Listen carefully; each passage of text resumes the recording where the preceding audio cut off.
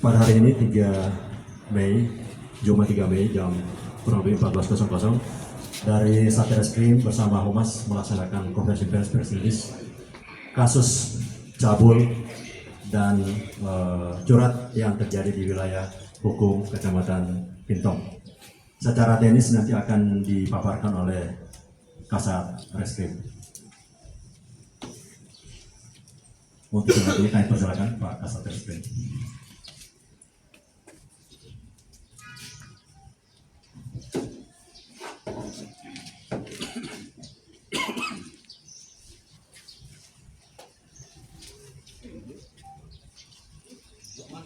Tes.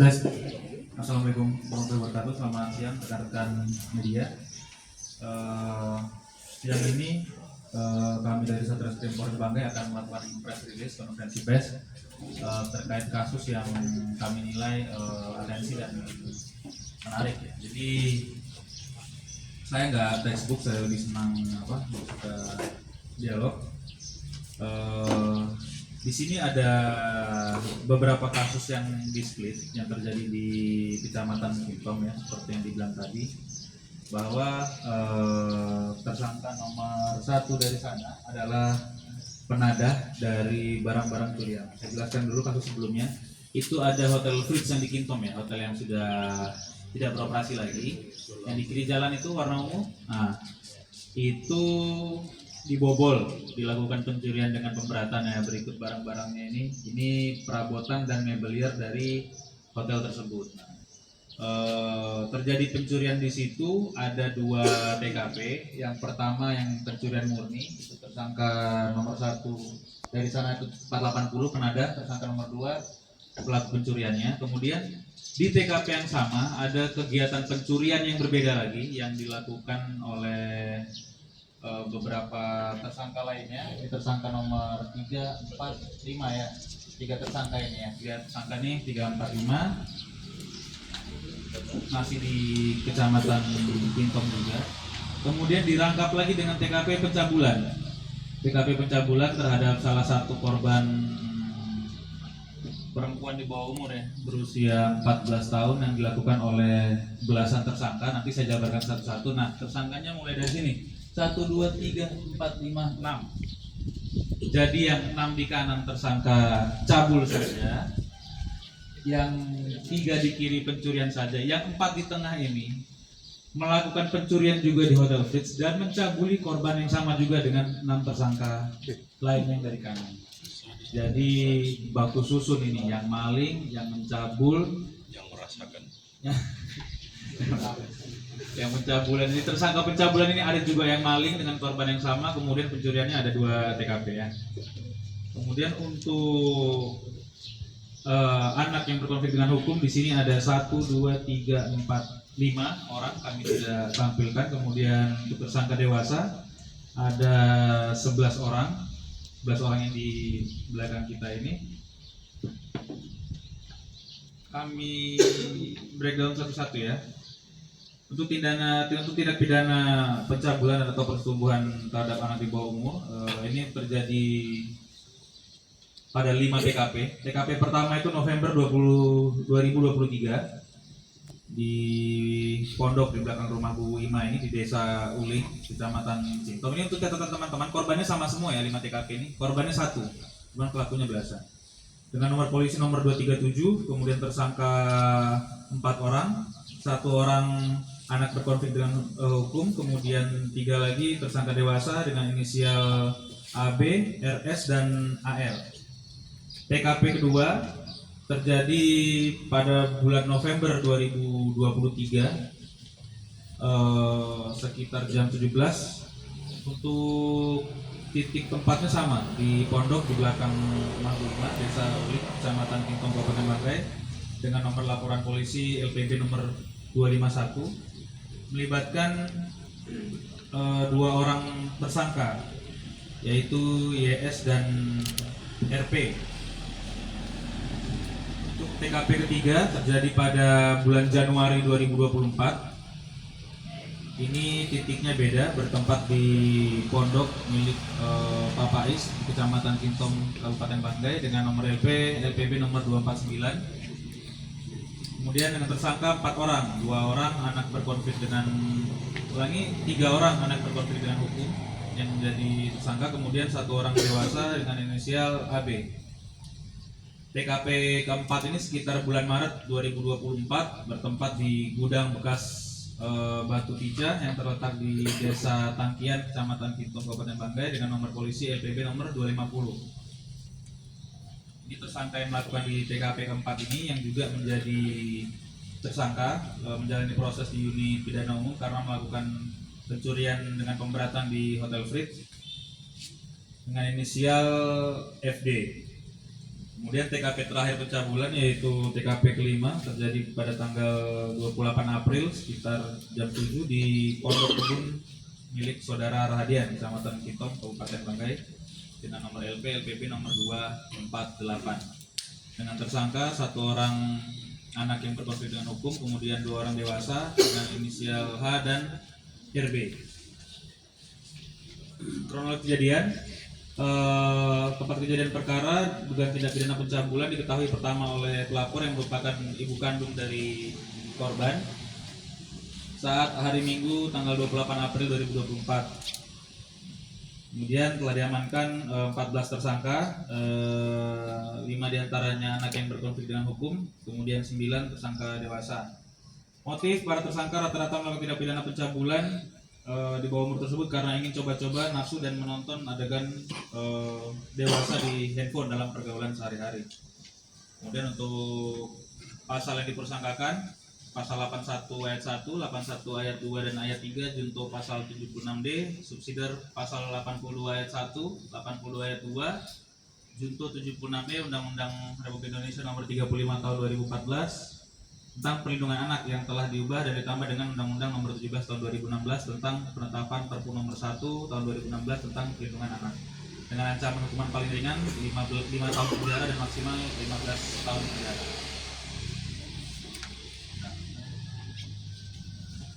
Kemudian dirangkaikan dengan kasus yang ditangani Pidum yaitu pencurian di Hotel Fritz. Dasarnya adalah LPB nomor 228 tanggal 25 April 2024, mana kejadiannya adalah pencurian dengan pemberatan yang diketahui pada hari Rabu tanggal 24 April 2024 sekitar pukul 10 bertempat di Hotel Fritz milik saudara Insinyur Ham Abuda alias Koyus di Desa Manyula, Kecamatan Kintom, Kabupaten Banggai, bagaimana dimaksud dalam pasal 363 ayat 1 ke-3E, 4E dan 5E KUHP pidana, subsidiar pasal 362 KUHP.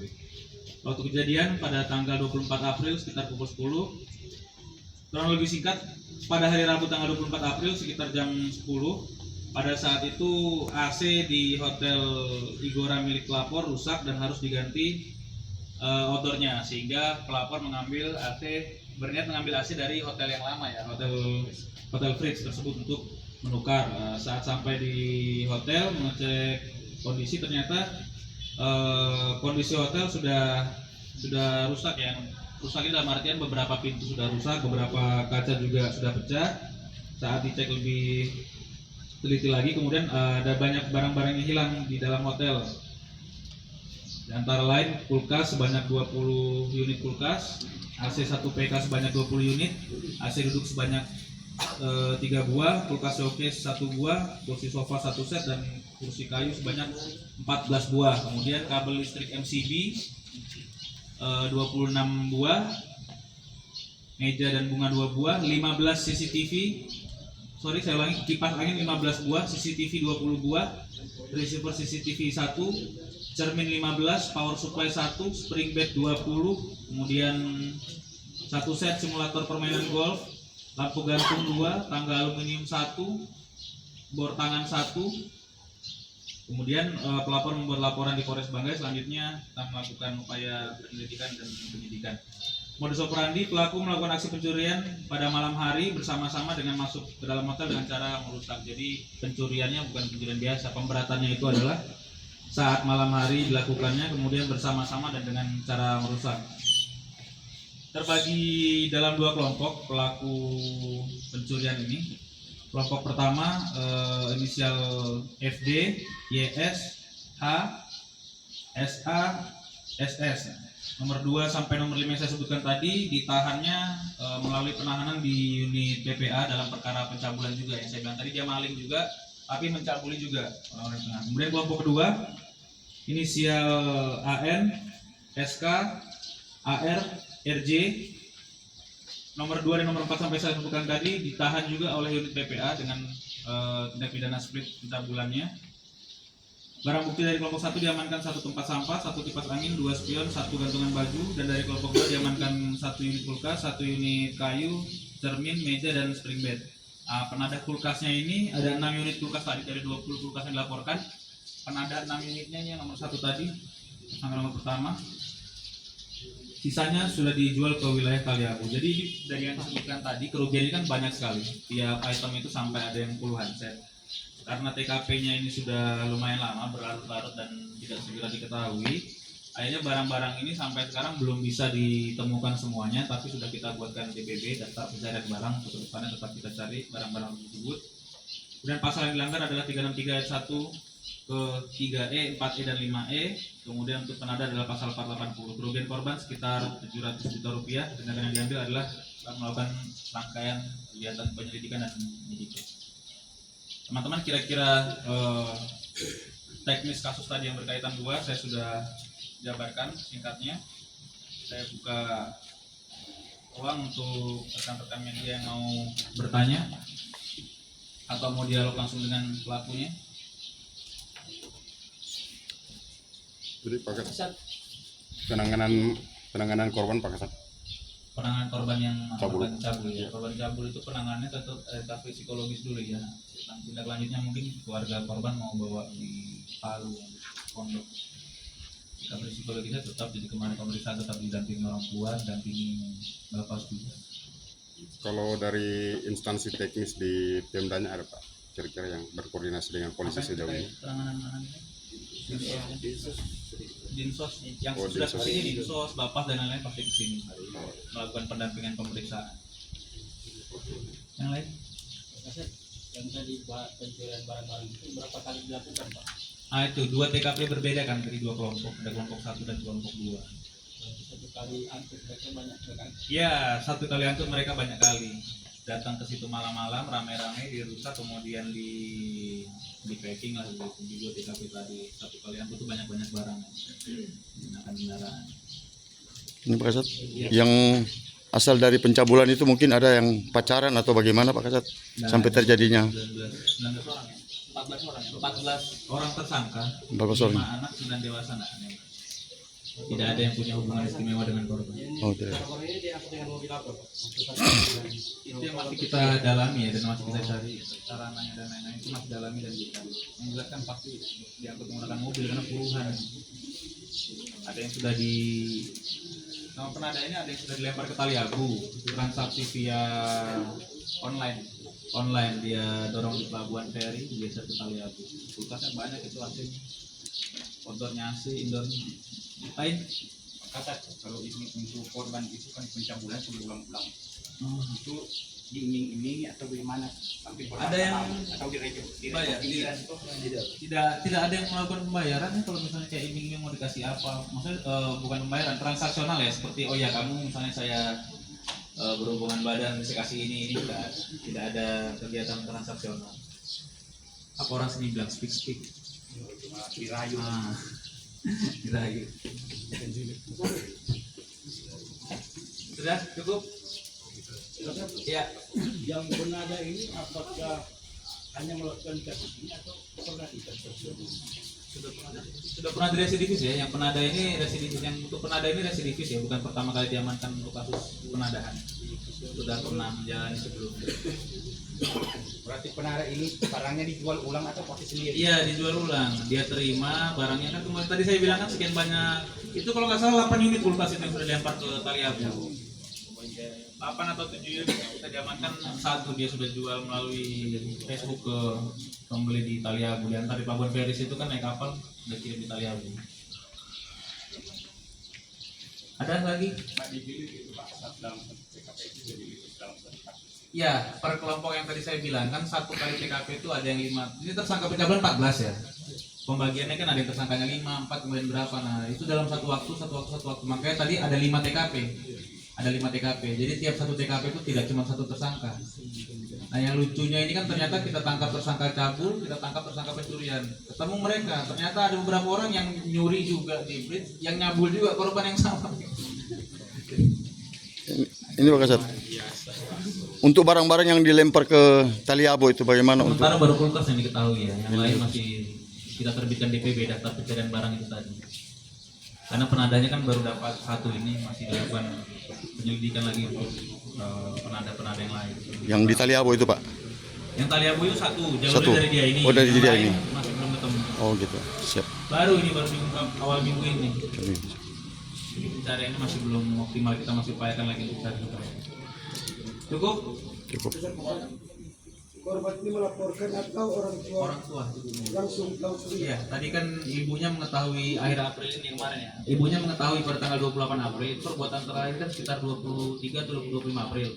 Kemudian ibunya mengetahui pada tanggal 28 April ke Polres membuat laporan. dia tahunya harusnya dari anaknya melapor. Dari anaknya melapor. Ternyata setelah dilakukan penyelidikan, loh ini kok TKP-nya sudah banyak, tersangkanya berkembang jadi banyak. Cukup, boleh? Pak Kasat, korban tidak ODGJ, Enggak, ada waras-waras. ada suara. Maksimal hukuman Pak Kasat? Hukumannya di atas 5 tahun tadi. 5 tahun. Makanya ini sebenarnya untuk Di anak bawah yang umur. berkonflik dengan hukum, karena pasal yang disangkakan itu di atas 7 tahun ya, 7 tahun ya, tidak ada diversi. Tidak ada diversi. Untuk anak yang berkonflik dengan hukum, karena pasal yang disangkakan ini di atas 7 tahun, itu sebenarnya tidak ada diversi. Kita tetap melakukan penahanan untuk 7 hari pertama ya, masa penahanan terhadap anak itu tetap kita lakukan. Untuk tersangka yang dewasa kita berlakukan sama, tidak ada perlakuan khusus. Cuman setelah nanti 7 hari penahanan pertama untuk anak yang berkonflik dengan hukum, tetap kita kenakan wajib lapor. Cukup. Terima kasih waktunya rekan-rekan media. Saya kembalikan dengan Pak Kasiuma. Terima kasih banyak Kasat Reskrim. Terima kasih banyak rekan-rekan awak media yang sudah hadir pada acara presiden hari ini. Kalau sudah tidak ada pertanyaan, akan kami tutup. Sekian dan terima kasih. Assalamualaikum warahmatullahi wabarakatuh.